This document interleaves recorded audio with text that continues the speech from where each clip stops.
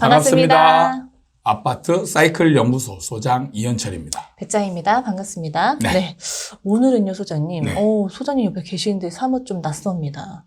목소리가요. 다른 사람 같아요. 어떻게 된 일이죠? 이게 2주 전에 감기를 살짝 걸렸는데 그때 아마 그 영상에 이제 목소리 좀 안 좋다 네. 찍은 영상이 있을 거예요. 그때 감기 걸리고 지금 2주가 지났는데 감기 증상은 이제 이미 예전에 없어졌는데 이 목만, 기침만 잘 때, 특히 잘 때 위주로 잠을 지금 거의 2주 동안 한 2-3시간 정도밖에 못 잤 정도로 기침이 굉장히 심하게 나오고 있습니다. 그러면서 목이 완전히 맛이 가가지고 좋은 목소리로 이제 영상을 찍기 위해서 한 주를 쉬었는데 네. 아직까지 지금 목이 정상으로 돌아오지 않고 있습니다. 근데 이제 쉴 수 없는 상태. 항상 말해야 돼. 건강보다 네. 영상이 먼저. 지금 이제 쉬면은 이제 영상이 나갈 수가 없는 상태가 네. 되어서 이제 양해를 좀 부탁드리고 네. 어쩔 수 없이 목소리가 좀 안 좋은 상태지만 영상을 찍게 되었습니다. 네. 중간중간 많이 좀 따뜻한 차를 드시면서 찍어보도록 하죠. 네. 네. 오늘은요, 소장님. 요즘에 이제 거래가 좀 되고 있다. 이런 얘기가 많이 들리면서 반등이 시작되었나? 이런 기사들도 많이 나오고 있단 말이죠. 반등 분위기는 계속. 네. 그래서 그런지 또 나오는 기사 중에 하나가 네. 계약이 파기되고 있다. 예. 그래서 진짜 어찌된 일인가 살펴를 봤어요. 집값이 반등한다는 소식이 들리니까 계약을 하고 났는데 돌연 네. 계약을 취소하고 싶다, 매도인이. 네. 이렇게 통보를 해오는 사례들이 지금 많이 늘어나고 있다. 이런 기사라고 하더라고요. 네, 네. 그래서 좀 이게 어찌된 일인지 좀 살펴보려고 합니다. 네. 근데 저희가 이제 막 한참 상승장 때도 막 계약 취소되는 게 되게 많다, 뭐 조작이다, 막 이런 게 있는데 네. 요즘 또 이런 일들이 또 일어나고 있단 말이죠. 네. 근데 이번에는 매도인이 똑같은 이유로 네. 파기를 하고 싶다. 네. 이렇게 된 거예요. 네. 어찌된 영문일까요, 진짜. 네. 파기하는 게 쉽지는 않을 거란 말이죠. 네. 근데 파기를 했어요. 이거 좀 매도인 입장에서 좀 살펴볼까요? 주로 이제 이런 상황에서 계약 파기하는 사람은 이제 지금 상황에서 보면 이제 매도인이 계약 파기를 아마 주도를 하고 있을 겁니다. 집값이 오를 거다라는 기대가 생각보다 크게 나타나는 상황이죠. 계약 파기의 주체가 이제 매수인이 될 수도 있고 매도인이 될 수도 있는데 매도인이 파기하는 거는 이제 집값이 올라간다라고 생각을 했을 때, 그 다음에 매수인이 파기하는 경우는 계약을 하고 나서 얼마 지나지 않아서 이제 집값이 더 크게 떨어질 것 같은 그런 분위기가 이제 연출이 됐을 때 계약 파기를 그때는 매수인이 하게 되는 겁니다. 근데 지금 같은 경우는 이제 도입부에 이제 말씀하셨듯이 반등하는 분위기잖아요. 반등 거래들이 속속 나오고 있기 때문에 하락이 더 되지 않을까 이렇게 이제 걱정을 하면서 매물을 내놔서 싸게 이제 매물을 내놔서 그게 계약이 됐는데 계약하고 나서 조금 지나서 보니까 오르는 분위기. 그러면 이제 매도인은 내가 너무 싸게 판 거 아니야? 이러면서 이제 고민을 하면서 결국에는 계약 파기를 시도하는 그런 상황들로 연결될 수가 있죠. 그러면 어찌됐든 얘가 좀 바닥일 때 힘겹게 좀 팔아볼까, 더 떨어지기 전에 팔아볼까 이렇게 생각을 해서 내놨다가 반등이 되니까 지금 싹 걷어들인다는 거잖아요. 네, 네. 그럼 도대체 얼만큼의 이득을 생각을 하고 네. 이 계약을 파기를 하는 걸까요? 그러니까요. 네. 근데 제가 참 이게 안타까운 거는 매도인들이 이런 구체적인 고민을 진짜 하고 계약 파기를 하는 건지 조금 의문이 들 때가 있어요. 구체적인 고민이라 하시면 어떤 고민을 해봐야 되는 실제적으로 계약 파기 상황에서 벌어질 상황과 그 다음에 그걸로 해서 내가 이제 계약 파기를 했으면 결국에는 나중에 높은 올라간 가격에 이제 팔아야 되잖아요. 네. 그래서 이 계약 파기를 했을 때에 내가 손해볼 수도 있는 그런 상황과 손해본 것보다 더 많이 올려서 팔 수 있는지 여부를 이제 따져봐야 되는데 네. 그런 거를 고민을 해봤을까? 근데 저는 이런 고민을 해봤다라면 아마 지금 쉽게 계약 파기를 하기 어려운 상황일 거라고 보거든요. 그럼 뭔가 일반인들은 좀 놓칠 수 있는 부분들이 있을 것 같은데 뭔가 네. 좀 구체적으로 상황을 살펴보는 게 좋을 것 같아요. 그러니까 이게 이미 한 2년 전에 이제 계약 파기 현상들이 많이 있었고 네. 우리가 그 영상을 또 찍은 적이 있었잖아요. 네. 그래서 실제적으로 매도인이 계약 파기를 했을 때 얻는 이익을 한번 구체적으로 따져본다라면 예를 들어서 자 10억에 이제 그냥 거래가 됐어요. 이미 매매 계약을 맺었습니다. 10억의 매매 계약을 맺어서 그러면 이미 일단은 매수인한테 1억을 계약금으로 받았겠죠. 네. 그런 뒤에 이제 매도인이 더 오를 거라고 생각을 해서 계약 파기를 합니다. 그러면 이제 계약 파기를 했을 때 일반적으로 우리가 이제 알고 있는 법적 상식으로 본다라면 매도인은 계약을 파기를 했기 때문에 이에 따른 책임 배상을 해야 되는 거죠. 그러면은 민법상에서 보면은 계약에 대한 취소는 할 수 있다. 네. 언제든지 할 수 있는데 대신에 이제 그 계약금에 대한 배액 배상을 상환하고 취소를 할 수 있다. 이게 돼 있어요. 그러면은 매도인은 계약 파기를 하게 되면 매수인한테 2억을 줘야 돼요. 받은 1억에 배액배상을 해서 그러니까 2억. 받은 1억은 원래 이제 돌려줘야 되는 거고 거기다가 이제 배액배상이라고 해서 이 사람이 계약금 파기에 대한 손해배상 책임을 져서 네. 계약금만큼을 추가로 줘야 됩니다. 그래서 매수인한테 돌려줘야 될 금액이 이때 1억이 아니고 2억이 되는 거예요. 왜냐하면 1억은 이미 이제 매수인한테 받았던 거니까 자기 돈이 원래 그쵸. 아닌 거죠. 그래서 돌려줘야 되니까 2억을 돌려줘야 됩니다. 그래서 실질적인 손해는 계약 파기를 하는 순간 이 사람은 일단 1억이라는 손해가 발생을 해요. 계약을 파기하는 순간 1억이라는 손해가 발생하는 건데. 그렇죠. 네. 이제 10%니까 10억이라고 가정했을 때 10%에 대한 금액이 이제 손해를 보고 안고 가는 거예요. 네. 그러면 이거를 이제 따져봤을 때 매도인은 다음에 팔 때 11억에 팔면 안 돼요. 그래도 손해가 1억이니까 네. 11억 이상이면 좀 괜찮지 않을까요? 그러니까 11억을 넘어서야 돼요. 11억 구간, 아래 구간까지는 이 사람은 계약 파기한 것과 새로 판 것을 따져봤을 때 계약을 유지하는 게 훨씬 이익이 돼요. 어찌됐든 손해 1억이 있으니까. 그렇죠. 그럼 11억에 팔면 어떠냐? 11억에 파는 거는 아무 이득도 없죠. 그러면 그동안에 고생했던 거나 여러 가지 다툼이 생기거나 이런 걸 따졌을 때 11억까지 파는 거는 결코 이득이라고 볼 수 없는 거예요.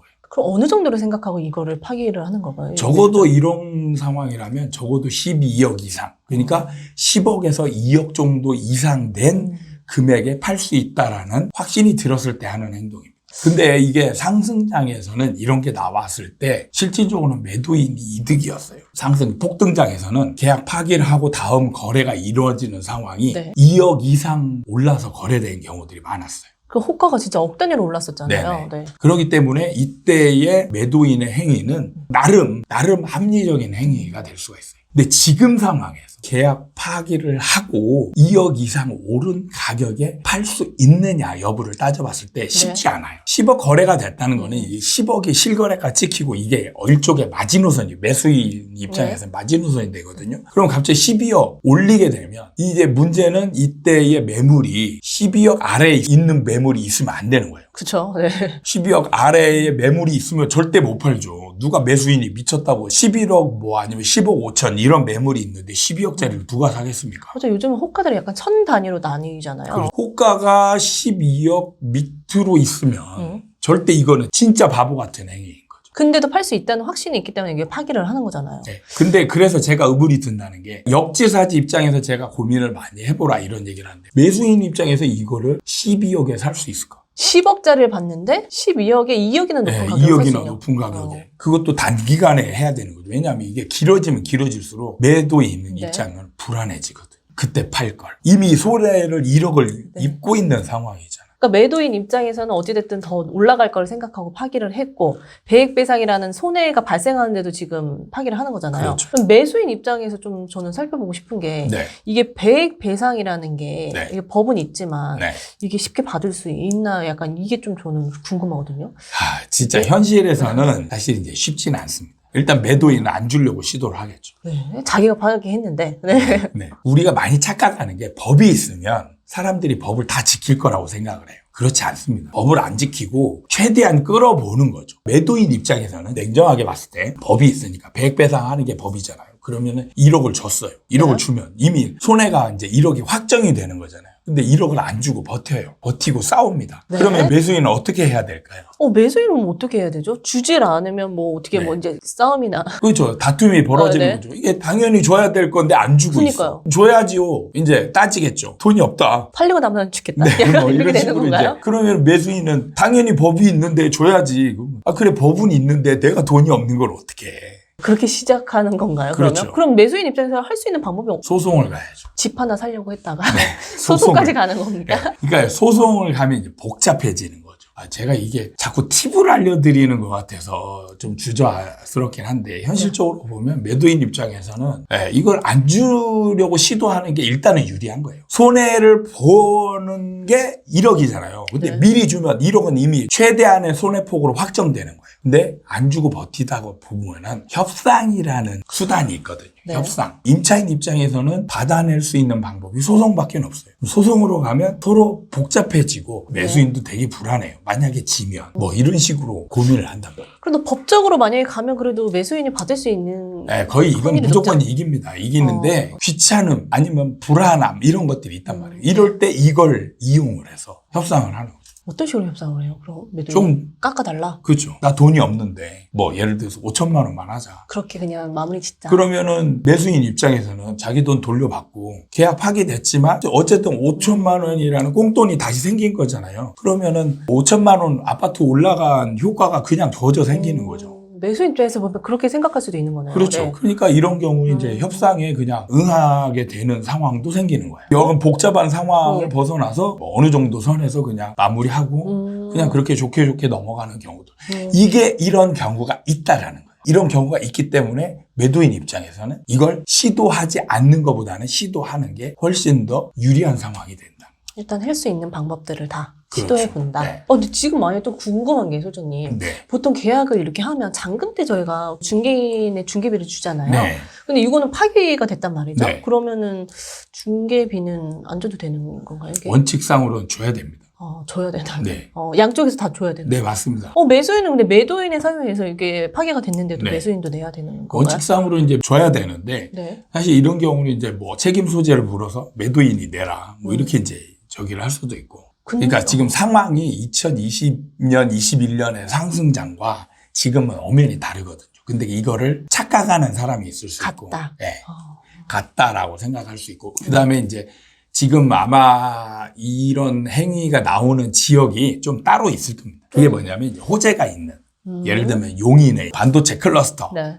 이런 핫한 지역이 있잖아요. 네. 여기에서 이미 며칠 전에 이제 계약 파기에 대한 뉴스도 나왔었어요. 근데 그 이후의 거래 상황을 보면 그렇게 매도인의 바람대로 흘러가고 있는 상황은 아니거든요. 그런가요? 네. 어찌됐든 호재가 있으면 그래도 다른 지역보다 계약이 좀 활발하게 되고 있는 상황을 보고 했을 거 아니에요? 그렇죠. 근데 그걸 약간 좀 빠르게 행동을 해도 좋지 않은 결과가 나올 수도 네. 있다. 그게 결코 좋은 결과로 이어지지 않습니다. 좀 신기해요, 저는. 네. 얼마 전까지만 해도 저희가 집이 안 팔려요? 몇 년 동안 거래 절벽이다. 막 이런 얘기가 있었는데 네. 진짜 불과 몇 개월 사이에 이렇게 계약을 파기하는 이런 곳들이 생겨나는 게 그간의 이런 절벽인 거를 잊은 건가? 아니면 어떻게 받아들이는 건가? 이게 참 궁금하더라고요. 그러니까 이거는 제가 전에도 얘기했지만 지금 상승의 잔상이 지금 오랫동안 남아있는 거예요. 특히 집을 가진 사람은 네. 항상 이 보유 효과라는 게 있다고 했잖아요. 네. 보유 효과가 있으면 그 집에 대한 가치를 판단했을 때 가지고 있지 않은 사람과 가지고 있는 사람의 가치 판단이 기준이 2.5배 이상 높다라고 합니다. 집을 가지고 있는 사람이 매도를 하려고 할 때 분위기가 좋아. 그럼 얘는 지금 10억이지만 최소한 15억 뭐 이렇게 갈 수 있다라고 이제 착각을 하는 거예요. 뭐 또 전고점도 찍었던 게 또 그렇죠. 있으니까 그렇게 볼 수도 근데 있겠네요. 잔상이 남아있을 때는 이제 그런 착각을 하기가 쉬운 겁니다. 지금 집을 팔고자 하는 매도인이 참 어느 지점을 보느냐가 좀 되게 중요한 것 같긴 하네요. 알겠습니다. 오늘은 요즘에 이제 계약 파기가 되는 곳들이 있다. 이 어떤 심리인지 좀 얘기를 해봤던 것 같아요. 네. 오늘은 이렇게 마무리하도록 하겠습니다. 네. 얘기를 듣는데 소장님 목소리가 점점 잠기는 걸 보니까 저희가 뭐 네. 질문을 하는 게 좀 죄송스러운 약간 예, 이런 거였습니다. 네. 목소리는 이래도 컨디션은 크게, 네, 좋습니다. 나쁘진 네, 않습니다. 알겠습니다. 네. 오늘은 이렇게 마무리하도록 하겠습니다. 도움이 되셨다면 구독과 좋아요 부탁드립니다. 다음에 또 찾아뵙도록 하겠습니다. 감사합니다. 감사합니다.